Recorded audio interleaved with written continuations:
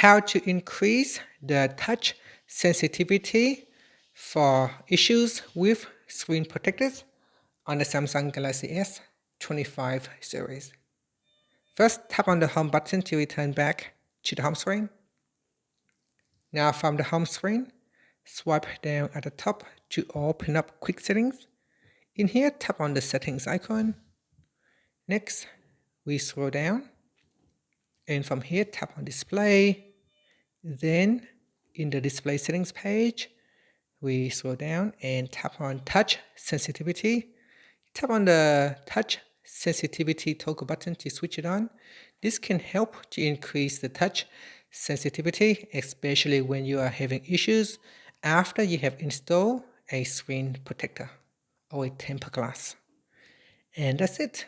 Finally, you can tap on the home button to return back to the home screen. Thank you for watching this video. Please like and subscribe to my channel for more videos.